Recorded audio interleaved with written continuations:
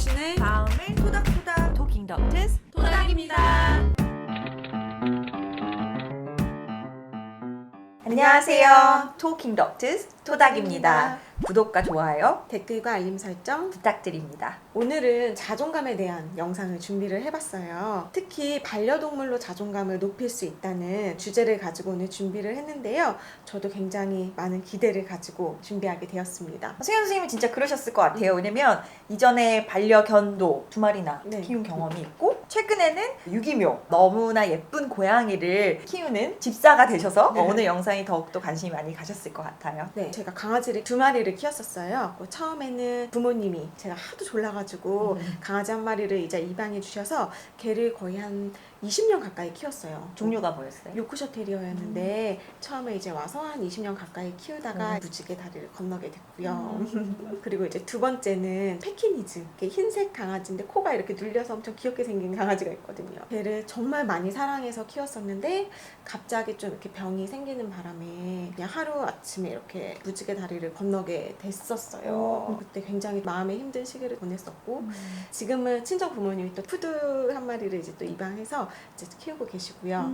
그리고 얼마 전에는 제가 의도치 않게 또 갑자기 집사가 되는 바람에 지금 고양이를 키우고 있는데 강아지와 고양이의 매력은 정말 다르고 또 예쁜 모습도 다른 것 같아요. 근데 승현 선생님이 느끼는 기쁨의 차이가 이전의 반려견들은 다 분양을 받은 강아지들이고 이번에 키우는 고양이는 유기묘라고 할 수 있잖아요. 네네. 혹시 그 차이에서 오는 느낌의 차이일 가능성은 없을까요? 맞아요. 그럴 수도 있을 것 같기는 해요. 지금 키우고 있는 고양이가 이름은 방울이거든요.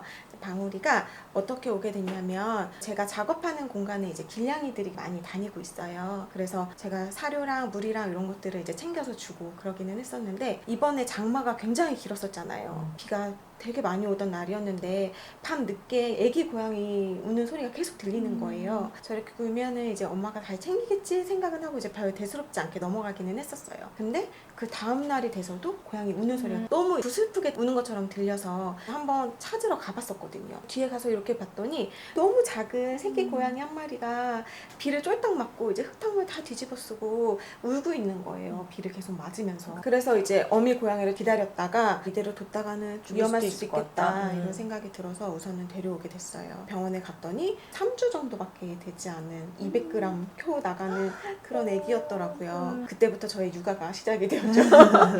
사람이랑 똑같이 3시간에 한 번씩 우유를 먹여야 되는 거예요. 어미 젖이 아니고 젖병이니까 잘 먹지도 못하고 잘 삼키지도 못해서 처음엔 주사기로 주다가 나중에는 이제 젖병으로도 먹고 지금은 사료까지 먹을 정도로 이제 많이 건강해지고 많이 자라게 됐어요. 네. 그러면 막 밤에도 일어나서 계속 3시간마다 한 번씩 먹이고 했었겠네요. 네, 그쵸. 당직 서셨네요.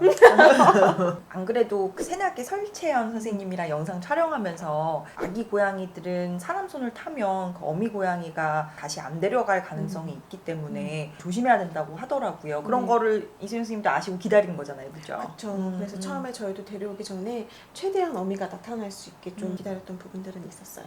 오늘 영상의 내용도 우리 이승현 선생님의 경험과 관련성이 클 것 같아요. 물론 반려동물 자체를 키우는 거가 우리의 자존감을 높인다고 알려져 있는데 반려동물 중에서도 이런 유기동물을 반려동물로 키우는 것이 우리의 자존감을 더욱더 높이는 데 효과가 있다는 보고들이 있습니다. 유기견 및 버려진 동물들을 돌보는 봉사활동이 참여 봉사자들의 정신건강 향상에 도움을 준다고 보고되었다고 들은 적이 있어요. 그게 오늘의 주제와도 좀 연관이 있을까요? 정신적으로 행복을 느끼는 사람에게 꼭 충족되어야 될 요소들이 있는 것으로 알려져 있는데요. 본인이 사랑을 받고 있고 존중을 받고 있고 받아들여지고 있고 또 신뢰를 또 받고 있고 누군가에게 중요한 존재이고 또 쓸모 있는 사람이고 다른 존재에게 필요한 사람이라는 감정을 느껴야지만 행복감을 느낄 수 있다고 얘기가 되고 있거든요. 그래서 버려진 유기동물들을 돌보는 봉사자들이 본인들이 다른 생명체에 중요한 일들을 해주고 있다는 것을 느끼게 되고 그래서 이러한 돌봄의 과정 동안에 본인의 필요성이나 또 존재감, 행복감을 느끼게 된 것이라고 볼 수 있을 것 같습니다. 그런데 자존감의 정의는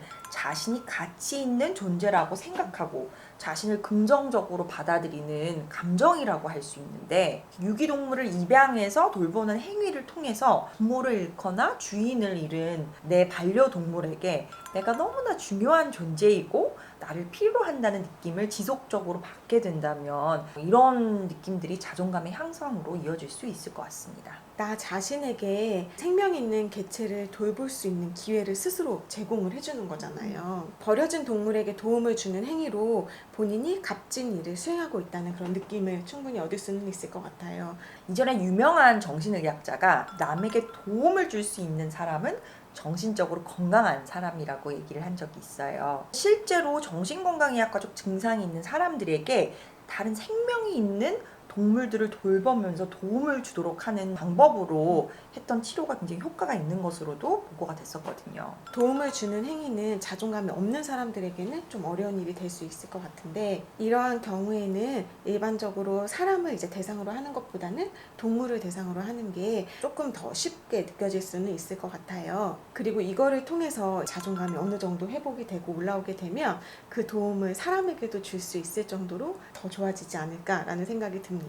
요즘 반려동물이 우울 증상에 좋다는 여러 연구 결과들이 있어서 치료 목적으로도 반려동물을 키우려는 사람들이 많이 있습니다. 그런데 반려동물들 중에서도 유기동물 입양이 자존감 향상을 통해서 정신건강을 향상시키는 방향으로 치유 효과를 가져올 수 있다는 것을 염두에 두시면 도움이 될 것 같습니다. 네, 앞으로도 토닥을 통해서 저희 방울이의 소식도 좀 종종 전하도록 하겠습니다. 오늘 토킹은 여기까지. 토닥입니다. 감사합니다.